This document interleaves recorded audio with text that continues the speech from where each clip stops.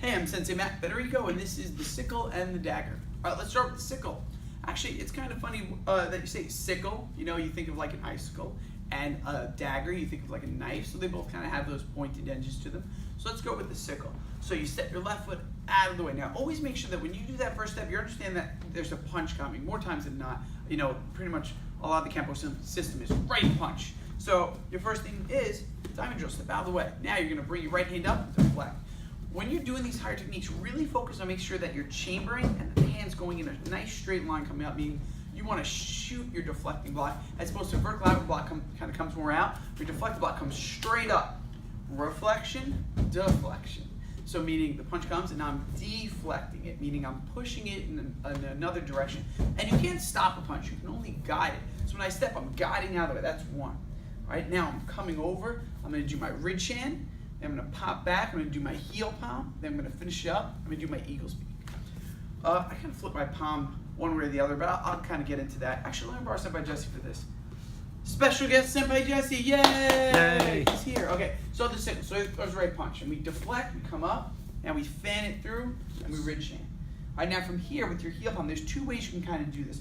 One, I can kind of hit him this way, or I can turn my palm outward and kind of open him up more. What I have to be careful of is that other hand. If that other hand comes, I want to make sure that I'm kind of there to parry or block it. And then this last strike is your eagle's beak, where a little trick that I like is you can make a half fist first, and then you could drop down into your eagle's beak, and that kind of gives it like the perfect form. It feels much tighter that way, and you kind of hold it.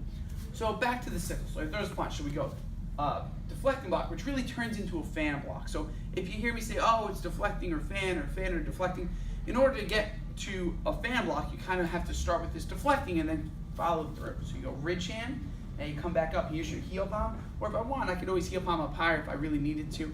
If I did this and his hands come down and I don't have a spot for it, I can open them up here. And then I could check this down here. So after this palm comes here, it can almost go back to where it was, which if you notice the first time I did it, my palm was this way, right? And then you can eagle's beak here, you can eagle's beak here, all right? You can eagle's beak there, you can eagle's beak anywhere you want as long as you have boom. All right, and that is the sickle. Now we're gonna get into the dagger. So you can do it with me. So we step forward right leg, we go inward block, then we chop. Now from here, we're gonna shuffle forward, we're gonna elbow, we're gonna drop down, we're gonna hammer fist, we're gonna come back up, back fist, your left hand comes across, heel palm, shoot back block. But one time I was doing this technique with Shihan, and I didn't remember, and I asked him, and he's like, oh yeah, she's elbow, hammer fist, back fist, heel palm, claw. And the person was like, what? Like it sounds like a lot, but when we break it down for you, it's really not too much. So first, all it is Chinese sword, so inward block, chop. Now the next part you do is almost imagine that Senpai Jesse chops me, and I push it up. Well, what can come next? Oh, what goes up must come down. All right, there's your elbow. So you go one, you do your chop, but then say that arm comes up. Now we come down, elbow. Now, let's say from here, I try to grab Senpai Jesse's wrist. From here, you can go where? Hammer fist, or I block it. Oh, you can back fist, I grab it. Oh, you can heel palm. I don't like that, I turn away. Oh, you can claw. So this is kind of a cool technique because you can kind of add on more and more and more pieces from it. So we do our Chinese sword, 1, 2, and then we add our elbow. Elbow. Up, now we got to find a new depth because maybe they're in this depth. Hammer fist. Now make sure, this is a very tricky thing, I'm not sure if you noticed, you never want to lean away from your hammer fist, because if I lean away, now my power is going away. So when I do a hammer fist, I actually want to lean into him. So when you turn your body, lean in, hammer fist. Now what we're going to do is we're going to come back up. Back fist. This is kind of cool because we're going low, high. Now this part I really love. Say I do this and they pull that hand, block that hand, anything from there, I can continue through, meaning if I try to hit Senpai Jesse and he blocks it, I'm like, oh no, boom, but then that leads me to my next strike. All right, now it's there. And then look, see how his head's there? It's kind of going away from me? Then I come back and I can claw it.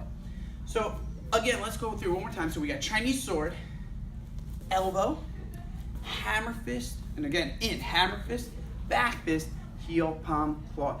Saying things and doing things is very helpful. So besides just doing a technique, if you say hammer fist, back fist, heel, palm, claw, hammer fist, back fist, heel, palm, claw, hammer fist, back fist, heel, palm, claw, and the more reps you do, the easier it's going to be. So even in my head, when I do a technique, like I say to myself, inward block, chop, elbow, hammer fist, back fist, heel, palm, claw, and I drill the motion into my head so that it's not like you're just doing it, but you're thinking about it. Think about it like a language.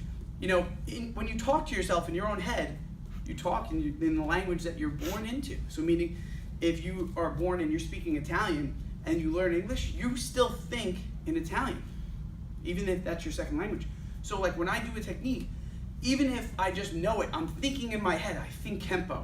I'm thinking, all right, this is the move, because that's the language that my head's in. So I'm thinking Immerblock, chop, elbow, harvest.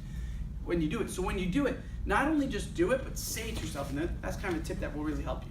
Thank you, Senpai Jesse. I'm Sensei Matt. And that was the Sickle and the Dagger. Give it a shot.